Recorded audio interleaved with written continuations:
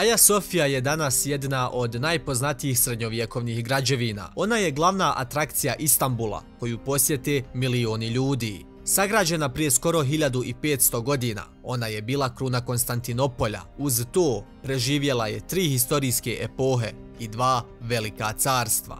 Ali važno je zaznati da ovo nije prva građevina koja je sagrađena na mjestu gdje se danas nalazi Aja Sofija. Car Konstantin II naredio je izgradnju izvjesne građevine baš na tom mjestu još 360. godine nove ere. Ta građevina je naravno bila dosta skromnija od današnje veličanstvene Aja Sofije, ali ona nije bila dugog vijeka jer je ubrzo zapaljena za vrijeme pobuna. Teodozije II je 415. godine naredio izgradnju mramorne strukture, ali i ona biva uništena u pobunama, i to u slavnoj pobuni Nika 532. godine. Neki dijelovi Teodozijeve građevine su opstali sve do dana današnjeg.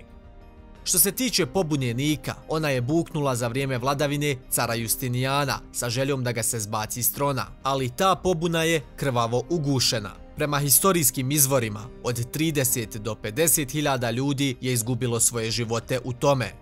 Kako je pobuna donijela i veliko uništenje gradu, gdje je uništena i Teodozijeva građevina, kao što je prethodno pomenuto, shodno tome car Justinijan se posvetio reizgradnji, tako da samo mjesec dana nakon slavne pobune počinje izgradnja Aja Sofije, one koju i dan danas vidimo. Cijeli taj proces je trajao 5 godina i Aja Sofija je zvanično završena 27. decembra 537. godine. Prema pričama, nakon što je gradnja crkve završena, Justinijan je rekao: "Solomone, nadmašio sam te."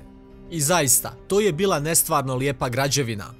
U to vrijeme radilo se o najvećoj crkvi na svijetu sa fascinantnom kupolom, ali upravo ta kupola je kasnije donijela prve velike probleme Aja Sofiji. Dana 14. decembra 557. godine snažan zemljotres je pogodio Konstantinopolj. Taj potres je ostavio velikog traga i na Aja Sofiji. Naime, kupola je bila oštećena. Justinijan je odmah poslao radnike da saniraju štetu. To je trajalo mjesecima i pored dugotrajnosti još je i bilo neuspješno, jer 7. maja 558. godine istočni dio svoda se urušava, tako da je nova kupola morala biti konstruisana. Taj proces je trajao 4 godine. S tim da je ova nova kupola bila nešto manja od one originalne. To je urađeno s ciljem kako bi građevina mogla bolje podnositi potrese, što znači da ova kupola koju mi danas vidimo na Aja Sofiji je nešto mlađa od ostatka građevine, izuzimajući munare.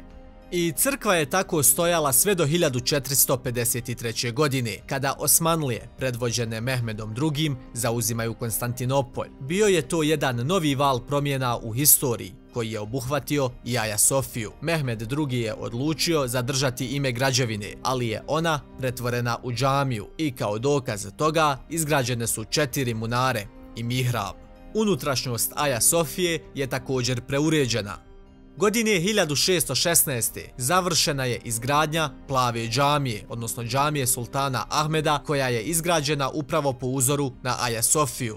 Aja Sofija je tako propratila cijelu historiju Osmanskog carstva, uključujući i njegov pad. Nakon što je carstvo prestalo da postoji, Mustafa Kemal Paša Ataturk je uspostavio republiku. Tako je on započeo sa reformama širom države, koje su za cilj imale odvojiti Tursku republiku što je više moguće od Osmanskog carstva. Ni Aja Sofija nije bila izostavljena iz svega toga, te ju je 1935. Ataturk dao pretvoriti u muzej.